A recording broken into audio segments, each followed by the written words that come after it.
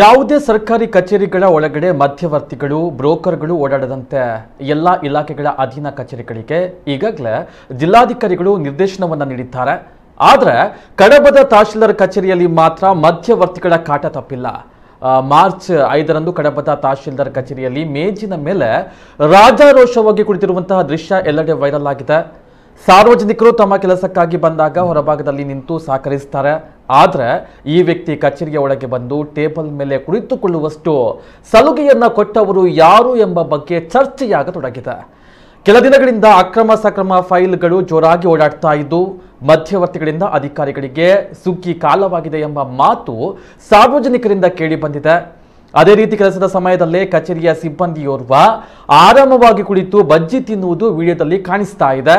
ಅಂತೆಯೇ ಜನಗಳು ಕೂಡ ದುಡ್ಡು ಕೊಡುವುದರಲ್ಲಿ ನಾ ಮುಂದು ತಾ ಮುಂದು ಎಂಬಂತೆ ವರ್ತಿಸ್ತಾ ಇರುವುದು ಕೂಡ ಆಶ್ಚರ್ಯ ಸಂಗತಿಯಾಗಿದೆ. ಮಧ್ಯವರ್ತಿಗಳು ಬ್ರೋಕರ್ಗಳ ಮಾಹಿತಿ ಕಂಡು ಬಂದ್ರೆ ಸಂಬಂಧಪಟ್ಟ ಉನ್ನತ ಅಧಿಕಾರಿಗಳಿಗೆ ಯಾರಾದರೂ ಮಾಹಿತಿಯನ್ನು ನೀಡಿದ್ರೆ ತುರ್ತಾಗಿ ಅವರ ಮೇಲೆ ಕ್ರಮವನ್ನು ಜರುಗಿಸಲಾಗುವುದು ಎಂದು ಜಿಲ್ಲಾಧಿಕಾರಿಗಳ ಹೇಳಿಕೆ ಕೂಡ ಕೇವಲ ಹಾಸ್ಯಾಸ್ಪದವಾಗಿದೆ ಎಂದು ಜನತೆ ಆಡಿಕೊಳ್ಳತೊಡಗಿದ್ದಾರೆ.